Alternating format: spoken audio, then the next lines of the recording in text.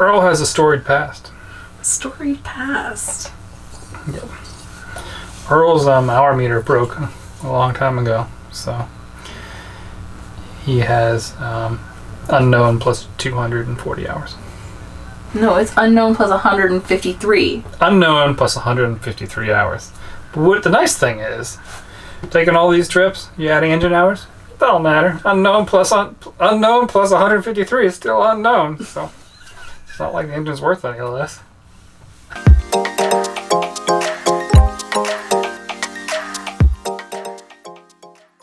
So like 18 years ago, my dad and I, we built this dry exhaust system because we were apparently unhappy with wet exhaust when we rebuilt the engine for the first time. We built a water-jacketed dry exhaust, which from the engine, and on a boat like ours, it's mounted underneath like the companionway steps. It piped the exhaust all the way back to the lazarette locker, and then in the lazarette locker we had a mixing elbow where it mixed the cooling water with the exhaust and went through a little cheap plastic muffler and then out. The system was pretty good when we started. It can be pretty good, but ours had a couple fatal flaws. The first one was it's loud out of all get out. Like we sounded like a lobster boat. It sounded like a lobster boat with like no mufflers. Like a V12 lobster boat with no muffler. Yeah, and the neighbors were like, "Oh, he's got a performance exhaust." The second issue with it is it had like all these like pipe fittings to make it fit together between sections of water jacketed exhaust, and those leaked, so it like covered everything you own with soot. There was soot, both cockpit lockers, the lazarette, and it had even gotten underneath the sink. Yeah, there was soot on the bottom of the countertop. It was unbelievable. It was everywhere. Everywhere. There was soot everywhere, and it doesn't wash off. Because of water jacketed, it had an issue with condensation. So you get condensation forming on the inside of the pipe, and then that would run downhill and into the engine, and eventually, over the course of several years, rusted out one of the exhaust valves and pitted the cylinder head. So that's why we had to rebuild the engine for the second time. One of our things we wanted to do was ditch this and go back with a correctly installed wet exhaust. Ripped out all that dry exhaust shit, threw it in the dumpster, and then we have installed a nice new wet exhaust. It is amazingly quiet. It's so quiet. Great. It's just like the occasional like when the engine's running. We don't have to like yell at each other when we're talking in the cockpit anymore. And it's quieter down below too, which probably not all these metal pipes reverberating stuff everywhere. But it's really weird that it's quieter down below because we actually removed some of our sound deadening in the process of all this because it was like rubbing up against the belt a little bit. And covered so in soot. And it was also covered in soot. So Andy just removed it. So we like lost like 3/4 of our sound deadening, and it still is quieter. Yeah. Now the exhaust is pretty simple. We have a riser. So the exhaust comes out of the engine, goes up a dry riser as high as it can go to the in the right below the cockpit floor, and then it goes down to a water lift muffler, and then out. Yeah. All with rubber hose, and I think the rubber hose makes quite a difference in decoupling it from the rest of the boat, because we had all these metal pipes all connected firmly to the engine going all the way back, which made a racket. This is what I've come up with as the best method to cut this. I've tried a hacksaw, I've tried a sawzall. That didn't work very well. But the best thing I found is an angle grinder with a cut-off blade.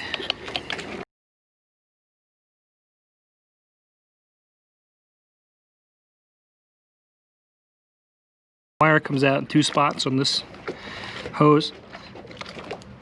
So what I'm going to do is I'm going to come in this way just enough to snip the wire off, and I'm going to do that on both sides. That way there's not this knife edge to catch your finger on.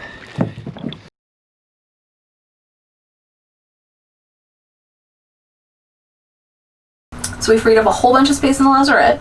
Yep, because now the mixing elbow instead of being and muffler are not in the lazarette.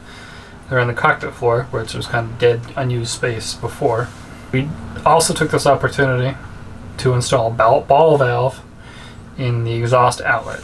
So this is an older boat with low freeboard, and one of the issues that some people have had when sailing and following seas is that they've had water back up over the exhaust and into the engine. So this will allow us just to shut the exhaust off in following seas to prevent any issues. And if we're laying the boat up for a long time, we can shut that ball valve and that'll keep critters out. No critters. No critters in the engine. I also installed a seawater straighter because we never had one before. Because we're going down the ICW, thought it was probably good to have a seawater straightener so we don't suck up an alligator. Sucking up an alligator or a jellyfish or something into the engine. Placing the exhaust, I pulled the end of the exhaust manifold off, and I reinstalled it, and I used like a silicone material rather than buying the gasket from Westerbeek because they're super proud of those. But that didn't work, and that caused some coolant to get into the exhaust, making a whole bunch of white smoke, and that tipped us off. So we also had a blown head gasket. I thought it was exhaust manifold, which it was broke. It wasn't good. Yeah. So we had the exhaust manifold gasket that I made myself fail. So I fixed that, thinking that would solve the issue, because we had like coolant air bubbling out of the expansion tank on the engine. Thought that would solve the issue. And then we put the new gasket on from Westerbeek. Did not solve the issue.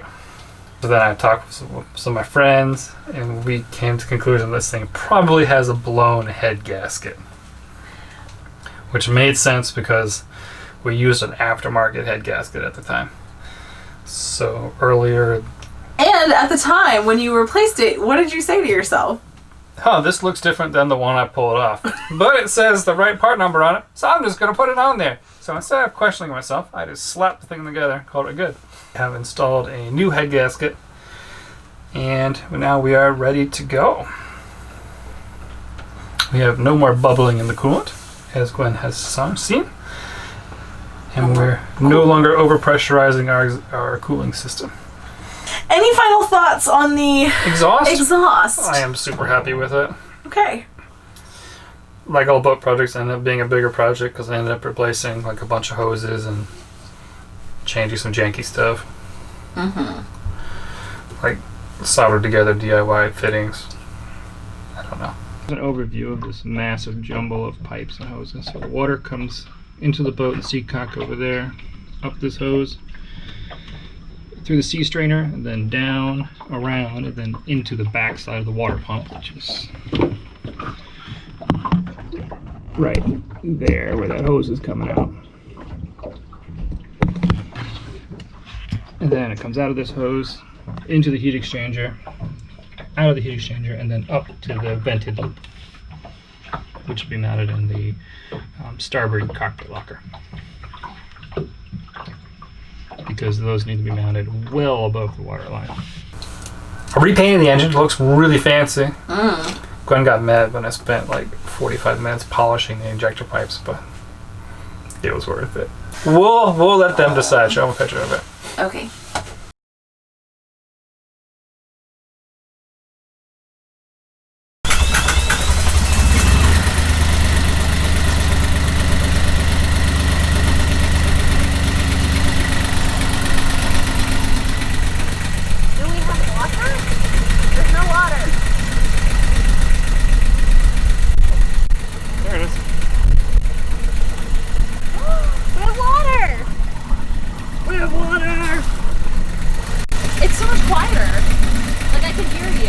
Open. It's so much quieter.